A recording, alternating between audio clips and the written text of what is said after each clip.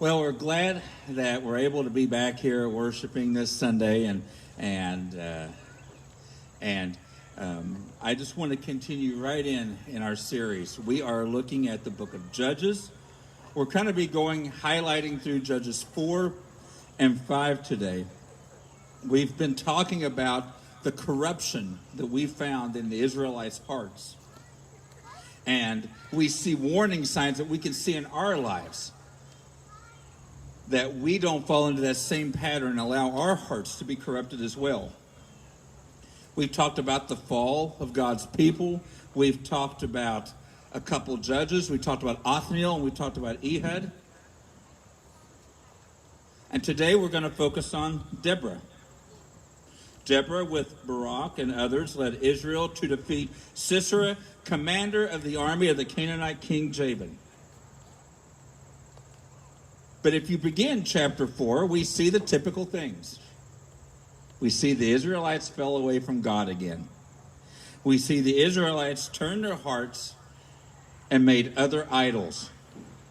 They quit worshiping God and decided to worship things that they wanted to worship. And this was after the time of Ehud. And also Shamgar, who's listed for one verse, Shamgar. Now, we don't know if Shamgar, this judge, was just right after Ehud, and he was just there for a brief period of time, or Shamgar showed up right at the end of Ehud's time he was judging. But we suspect it was quick. And after that, after Ehud, after Shamgar, Israel fell. They were taken over. And then came Deborah. So if you turn in your Bibles to Judges chapter 4, we're going to start with verses 4 through 7. Judges chapter 4, verses 4 through 7. And it says this: Deborah, a prophetess of the wife of Lepideth, was judging Israel at that time.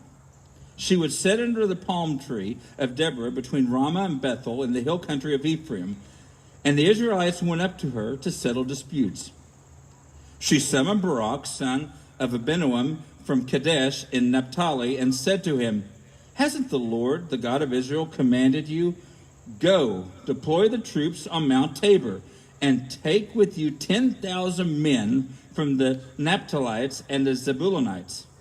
Then I will loose Sisera, commander of Jabin's army, his chariots and his infantry at the Wadi Kishon to fight against you, and I will hand him over to you." Hey, it sounds like a great plan. Deborah has this plan. The Israelites can win.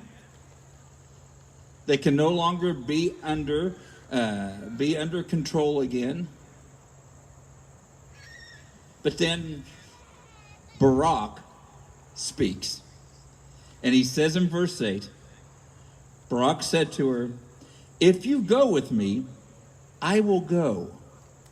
But if you will not go with me, I will not go." That doesn't sound good. At first, when you read that, and you just have it in the context of this verse, it does not sound good at all. It almost sounds like he's afraid. It almost sounds like he doesn't have faith enough to do this, or doesn't trust God enough to do this. And then we hear Deborah's response in verses 9 and 10. "I will gladly go with you," she said, "but you will receive no honor on the road you are about to take, because the Lord will sell Sisera to a woman." So Deborah got up and went with Barak to Kadesh. Barak summoned Zebulun and Naphtali to Kadesh. 10,000 men followed him, and Deborah also went with him. So here's my question. Was Barak terrified? Was he afraid? Was he afraid to do it on his own? Did he have to have Deborah hold his hand and lead him to this, to take him to battle? Was that what was happening here? Was Barak fearful? What type of path is Barak going down here? God said that he would have victory. Deborah told him what to do. All he had to do was trust and follow. And I wonder about the paths people take. People like Barak here, as we're reading this right here. Because there's a difference in faith and fear. And one of those big differences is direction. That's my first point this morning. One of the big differences in faith and fear is direction. Fear, if you allow it, will lead you in the wrong direction. It'll basically lead you in any other direction but the right way. 2 Timothy 1:7, Paul writes to Timothy, "For God has not given us a spirit of fear, but one of power, love, and sound judgment." So when we become afraid, what's it easy to do? Freeze up? Not do anything? Be terrified? Be paralyzed if we let it? Then we're not going in any direction. And that's the way Satan likes it. He likes it when we're not going the right way. Paul, when he was writing to the Corinthian church, gave a warning of sorts about who we trust.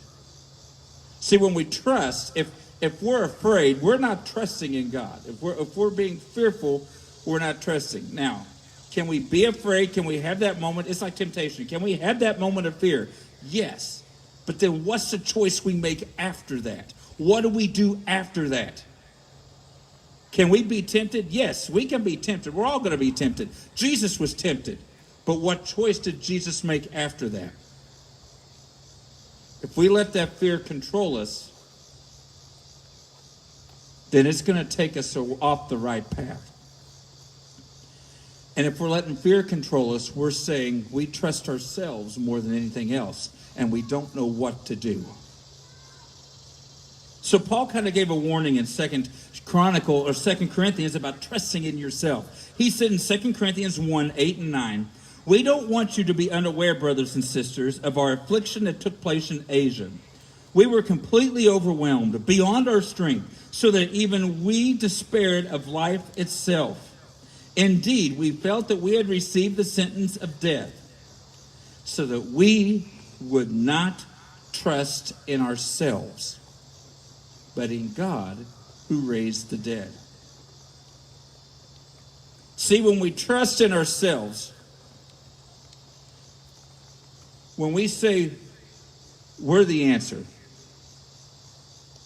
we're not going the right direction. When we follow ourselves, we're putting ourselves on a dangerous path because we don't have all the answers. Ask Ashley, I don't have all the answers. I got one laugh. I got one laugh out of that.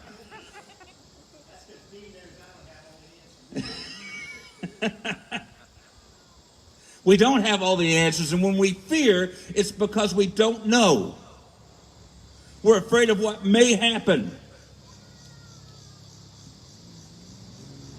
Fear can contaminate our lives. We can lead up sending ourselves down the wrong direction, sending ourselves in circles, backtracking because we're second guessing. We're just not traveling the right path. Now, when I read this story growing up about Barak and Deborah, my thought was always, Barak was a coward. Barak had no business leading that army. What was he doing? He was told he could do it. Why didn't he just do it? Why didn't he just follow what God said? And then when you read further, like those verses we read, it seems like Deborah's saying, I'm disappointed in you. You're not going to have that victory. That's what it came across as reading it. But then I got reading in passages like Hebrews 11. And I started seeing the error of my interpretation of this. See, Hebrews 11 is what? It's the faith chapter. We read stories of guys like Abraham, Moses, Noah. And in verses 32 through 34 of Hebrews 11, we read these words. And what more can I say? Time is too short for me to tell about Gideon, Barak, Samson, Jephthah, David, Samuel, and the prophets, who by faith conquered kingdoms, administered justice, obtained promises, shut the mouths of lions, quenched the raging of fire, escaped the edge of the sword, gained strength in weakness, became mighty in battle, and put foreign armies to flight. Now, it doesn't give the details about Barak, but they took the time to put his name in here. And so it got me thinking, maybe I've read Judges 4 wrong all along. So I go back and look at Judges 4. And then I go to Judges 5. Judges 5 is the victory song. I'm giving away the ending. The Israelites win, of course. The Israelites win. And Judges 5 is Deborah's victory song. And in Judges 5, verse 1 and verse 12, it says this. On that day, Deborah and Barak, son of Abinoam, sang, Awake, awake, Deborah, awake, sing a song. Arise, Barak, and take your prisoners, son of Abinoam. Barak sang right along with Deborah. He was right there side by side after this victory. He was celebrated. He was mentioned there. See, Barak was not afraid. Barak was not frozen without Deborah. What Barak did was he followed. Barak followed. He wasn't looking for the glory.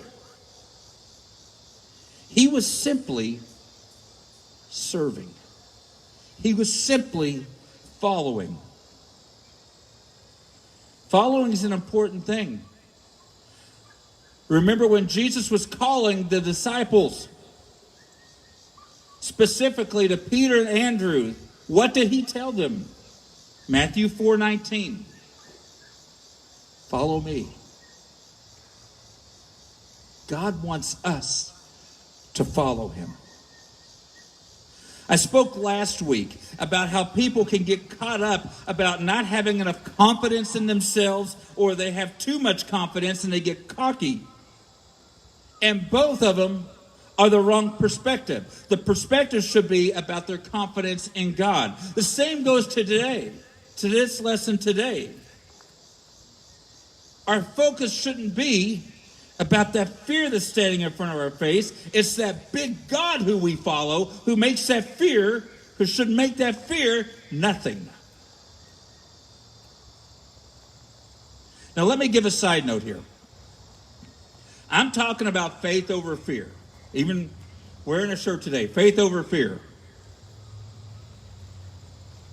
When we talk about having faith over fear, I'm not saying that faith is blindless. Barak trusted in faith and he followed the plan. He did not just take off blindly and go into battle. He waited for the command to attack. Sometimes we as believers get caught up in the idea of faith over fear, meaning I'll do what I want in the name of the Lord. I'll do it my way. It's in the name of the Lord, but I'll do it my way. It's not an excuse for us to be reckless. It's not an excuse to say, well, I'm just going to do this, or I'm just going to do that. God will understand. We're not called to be reckless and stupid. Remember when Jesus was tempted? His second temptation. Remember what the second temptation was?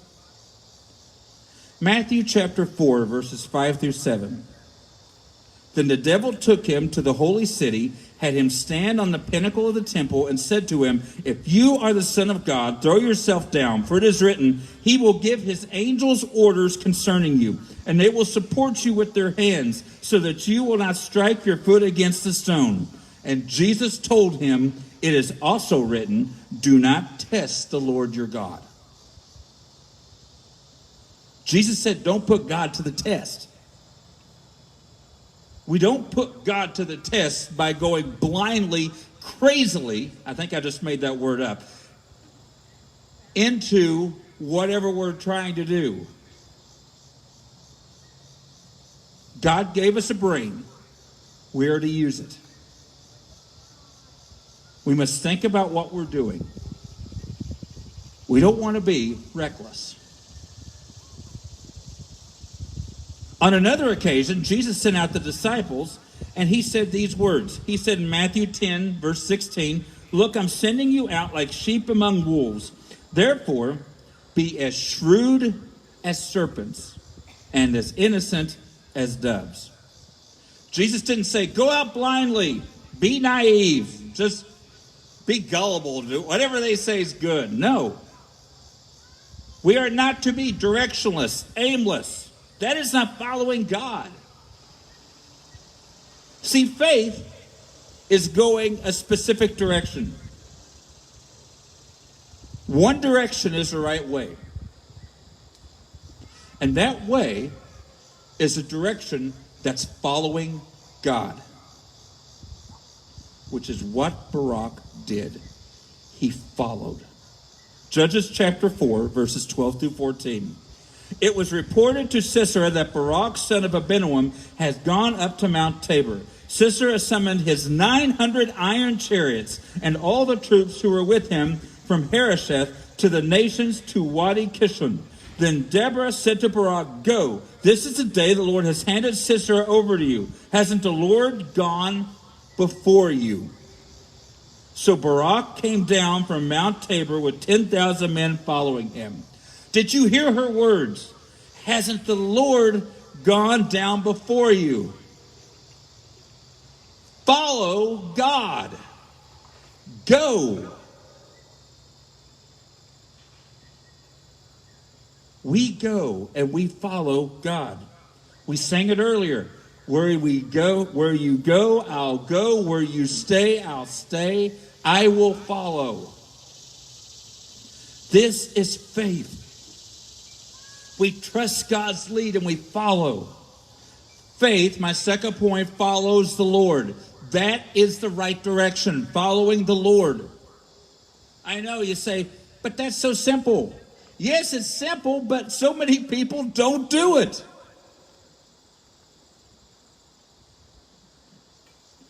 We follow God in every situation. We follow God into vagueness. We don't know the future. We don't know what's going to happen tomorrow. Take, for example, what we're dealing with, why we're here and not in the church building. Because we're dealing with stuff that seems to change every week.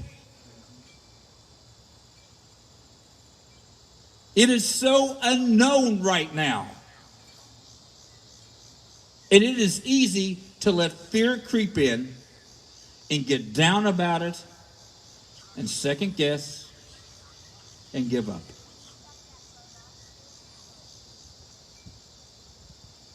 In 2 Chronicles, we find a story of the Israelite nation who's not at their best. But they have a king, Jehoshaphat, who trusted in God. And there was an army getting ready to come upon them, a big army, a huge army, an army that the Israelites had no business to defeat. They knew they were toast. And what did King Jehoshaphat do? He got down on his knees and he prayed. He followed God. He said this, 2 Chronicles chapter 20, verse 12. Our God, will you not judge them? For we are powerless before this vast number that comes to fight against us. We do not know what to do, but we look to you. We do not know what to do, but we look to you. We don't know the future. Future is vague. I don't know what's going to happen 5 minutes from now. That fire alarm may go off. I don't know.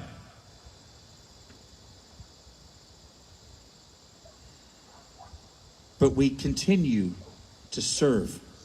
We continue to focus on what we can do. We focus on who we know. Who do we know? God. We trust him. Sometimes, we sometimes our worry is the future. Sometimes we're just going through hills and valleys. There are times we're following God up on the hill and everything's great, and then we go to the valley. And the valley's rough. The valley's hard. Right up front, Jesus tells us, expect hardship. It's not going to be easy. And at one time, and as recorded in Matthew 16:24, Jesus said, follow me. But it was more than just follow me. Because he said this, Matthew 16:24, if anyone wants to follow me, let him deny himself, take up his cross, and follow me. Pain comes to no surprise for someone carrying a cross. Just as Jesus carried the cross as far as he could to Calvary. It's not an easy road. God never said it would be easy. Jesus never said it would be easy. But he's with us every step of it.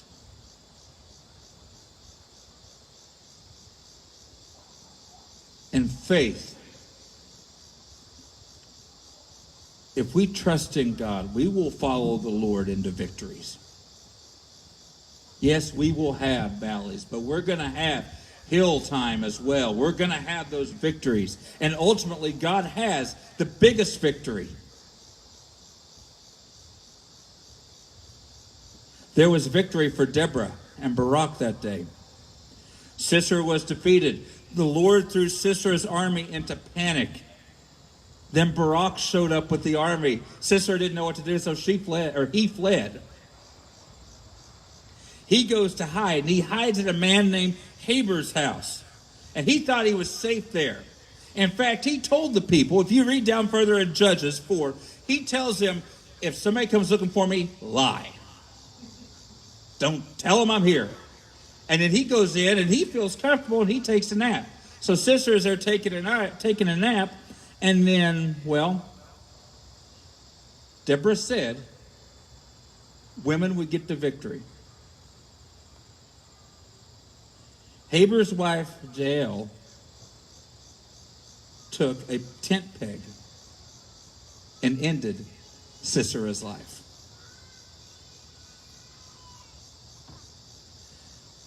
Thus, women got the honor for that victory between Deborah and Jael. The Israelites were victorious. Now, was Barak a coward? No, he was not. We thought Deborah was condemning him, but she wasn't. I was wrong when I was younger in reading that.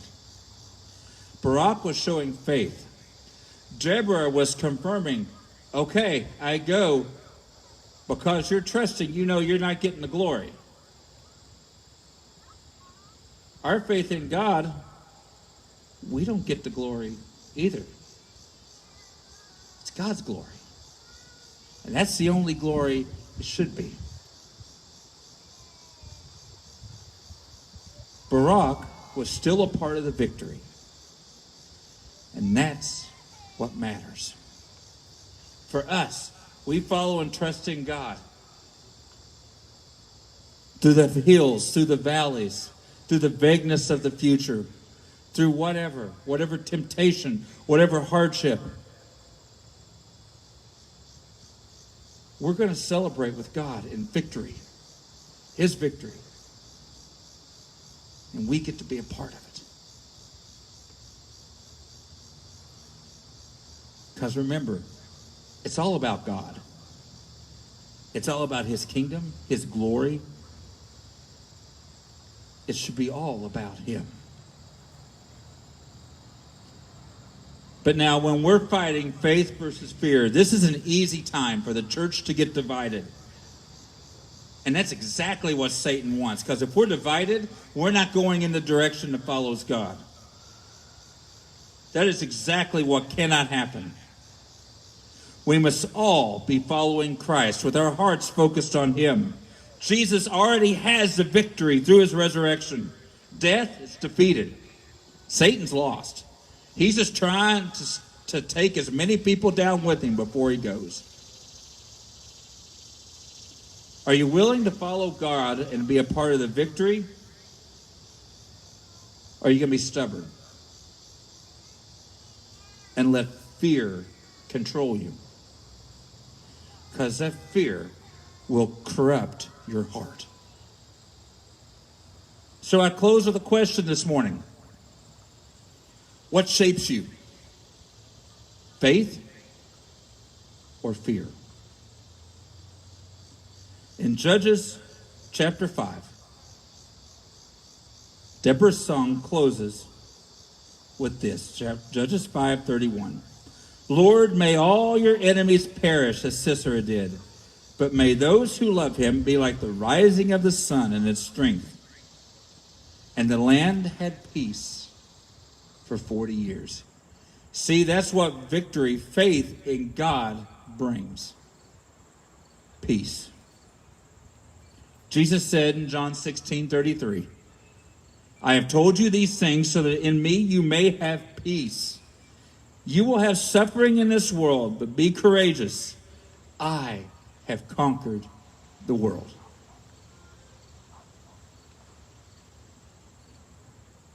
So there's your choice. Fear or faith. That's a choice you have to make. Right now we're going to offer a time of communion.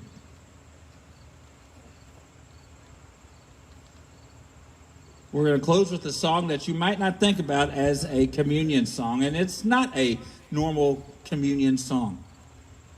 This song is talking about Christ's return. But if you read the words of this song,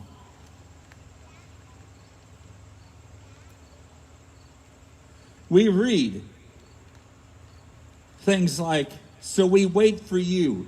We wait for you. When we wait for God, part of that wait is we're worshiping, we're following, we're remembering. And what is communion about? Remembering what Jesus did, the sacrifice he made. So no, this isn't a normal communion song. But we're remembering how great God is, and we're looking forward to what is to come because we have victory through Jesus because of that death on the cross. Because of his resurrection.